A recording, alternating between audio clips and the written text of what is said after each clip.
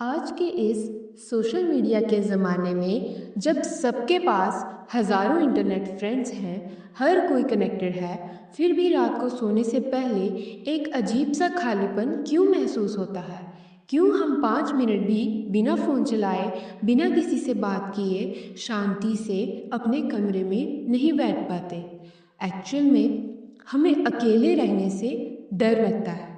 हम इस डर से इतना भागते हैं कि हम गलत लोगों की कंपनी चुन लेते हैं, टॉक्सिक रिलेशनशिप्स में घुसे रहते हैं और अपना सेल्फ रिस्पेक्ट खो देते हैं। आज हम बात कर रहे हैं रेणुका गवरानी की life changing book the art of being alone, loneliness to solitude की। ये बुक टोटल 9 पार्ट्स में डिवाइडेड है और ये कोई नॉर्मल बुक समरी नहीं होने वाली है। आज हम इस वीडियो में एक एक पार्ट के पीछे की साइकोलॉजी, हमारी गलतियाँ और उनके सॉल्यूशंस को इतना डीपली डिस्कस करेंगे कि इस वीडियो को देखने के बाद आपका अकेलापन का डर हमेशा के लिए एक सुपर पावर में बदल जाएगा। अगर आप सच में अपनी लाइफ को बदलना चाहते हैं तो अगले कुछ मिनट्स के लिए सारे डिस्ट्रैक्शंस को साइड में रख दो और इस गहरे सफ़र पर मेरे साथ चलो। चलिए शुरू करते हैं पार्ट 1 से, the fair of being alone. Author बताती है कि इसकी जड़ हमारे चाइल्डहुड और हमारी सोसाइटी में है। जब हम स्कूल में थे, अगर कोई बच्चा लंच ब्रेक में अकेला बैठता था तो बाकी सब उसे कैसे देखते थे?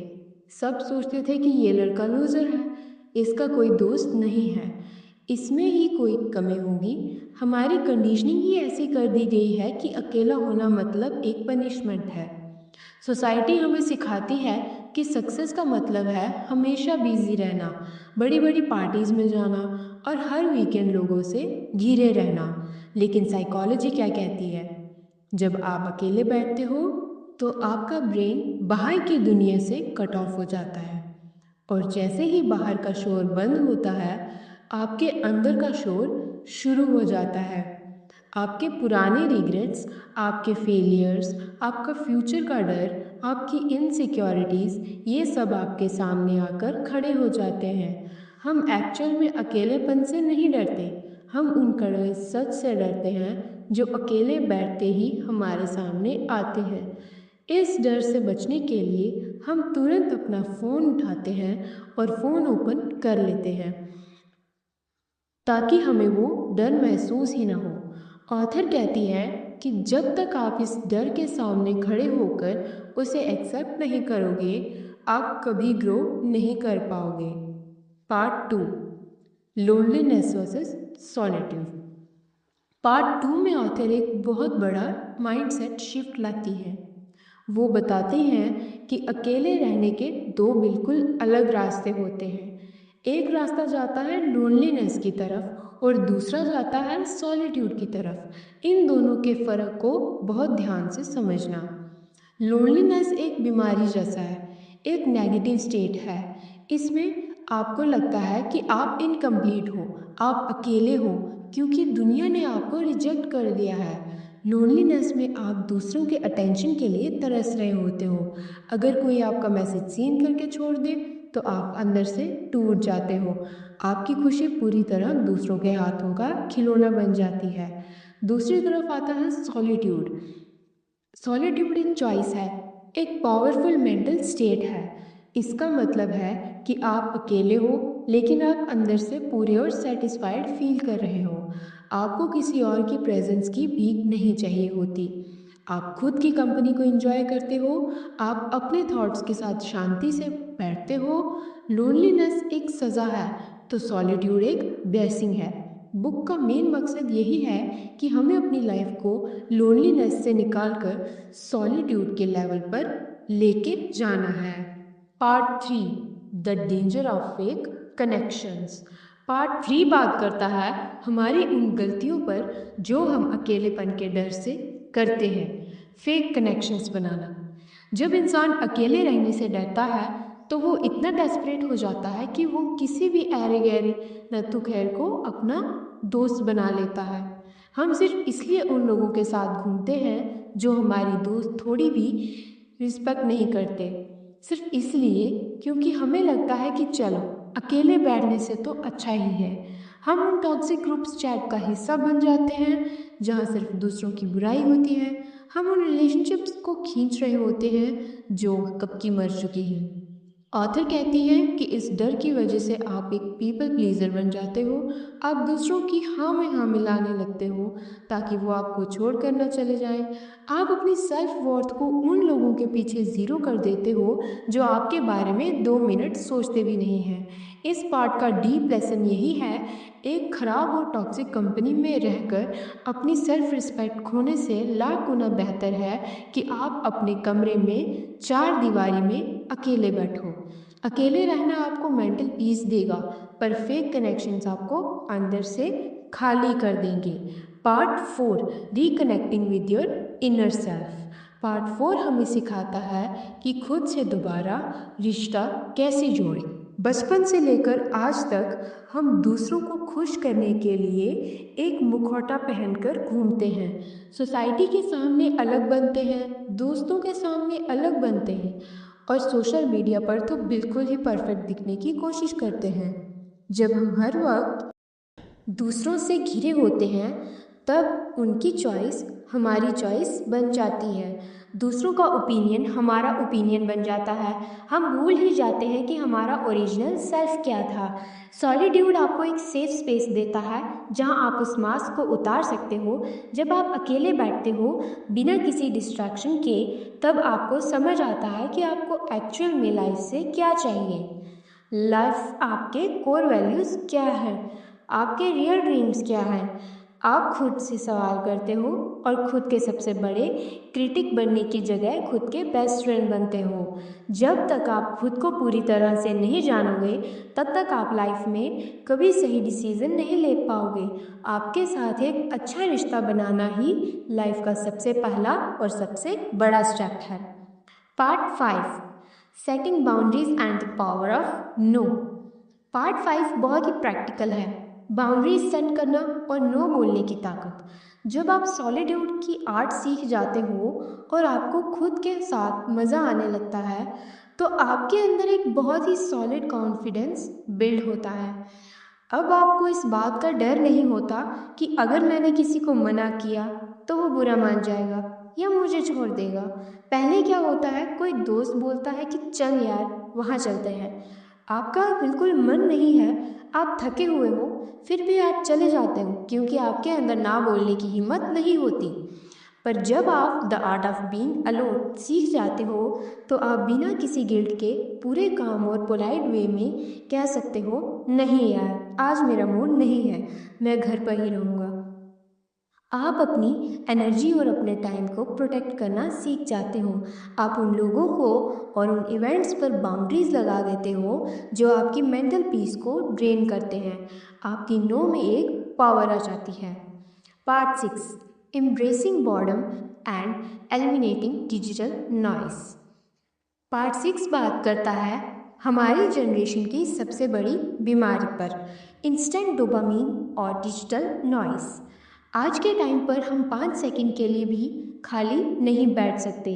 अगर हम लिफ्ट में हैं तो फ़ोन चलाते हैं, रेड लाइट पर गाड़ी रुकी है तो फ़ोन निकाल लिया, सोने से पहले फ़ोन, उठते ही फ़ोन।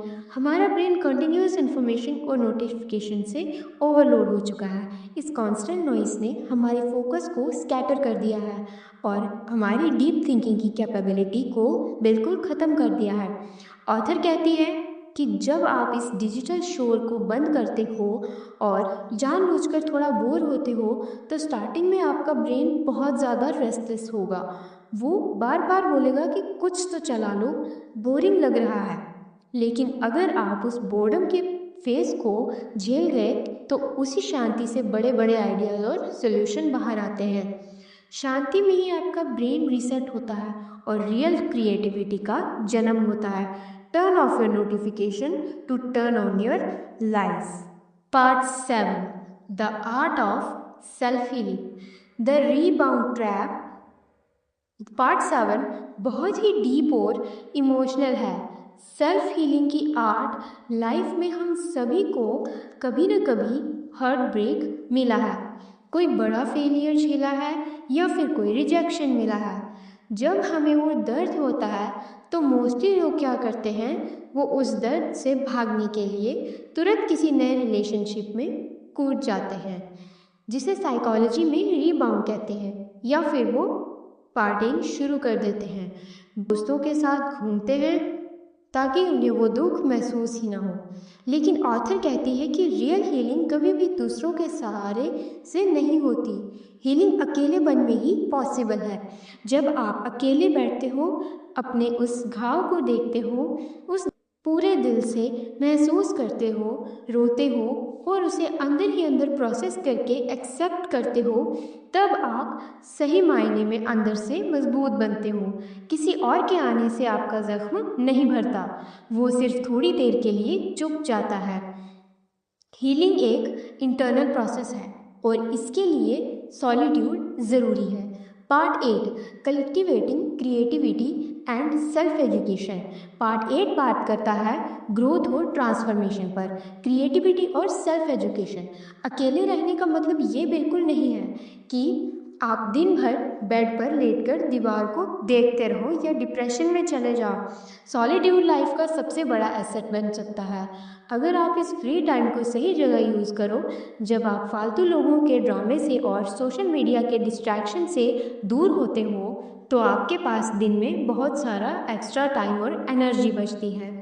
इस पार्ट में बताया गया है कि उस बचे हुए टाइम को अपनी पर्सनल ग्रोथ में इन्वेस्ट करो, बुक्स पढ़ो, जर्नलिंग करो, कोई नई डिजिटल स्किल सीखो, अपनी फिटनेस पर काम करो या कोई नया बिजनेस या कंटेंट क्रिएट करो।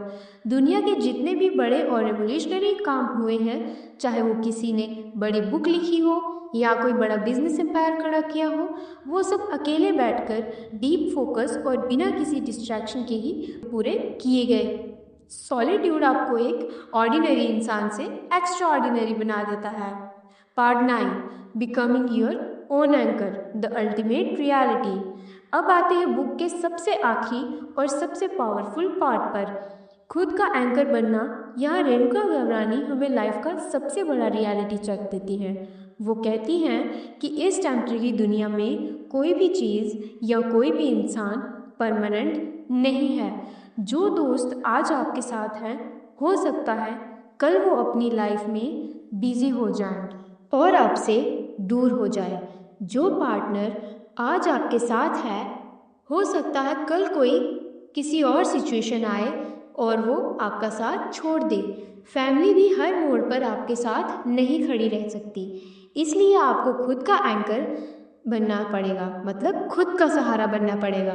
आपका रिश्ता खुद के साथ इतना सॉलिड और डीप होना चाहिए कि अगर कल को पूरी दुनिया भी आपके खिलाफ हो जाए या आपका साथ छोड़ दे तो भी आप अंदर से बिखरो नहीं। जब आप अंदर से सॉलिड हो जाते हो तो बाहर के किसी भी स्टॉर्म से आपको फर्क नहीं पड़ता। You become truly independent and free.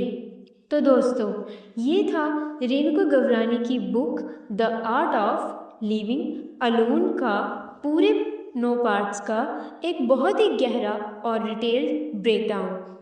इस पूरी बुक का एक लाइन में सार यही है, अकेले रहना कोई अभिशाप नहीं है, ये खुद तराशने का एक तरीका है। जब आप खुद के बेस्ट फ्रेंड बन जाते हो तो आपको लाइफ में किसी और के वैलिडेशन की या किसी और के सहारे की ज़रूरत नहीं पड़ती। आप अपने आप में ही पूरे हो। आपको इन 9 पार्ट्स में से कौन सा पार्ट सबसे ज़्यादा रिलेटेबल लगा और किस पार्ट ने आपकी आंखें खोली, मुझे नीचे कमेंट्स में ज़रूर बताना। अगर इस वीडियो ने आपकी लाइफ में थोड़ी भी वैल्यू ऐड की है तो एक लाइक और सब्सक्राइब ज़रूर करना, ताकि मुझे पता चले कि आपको ऐसी डीप वीडियोस पसंद आ रही हैं। मिलते हैं अगली वीडियो में, तब तक के लिए थोड़े वक्त अकेले बैठिए, खुद को जानिए और खुश रहिए।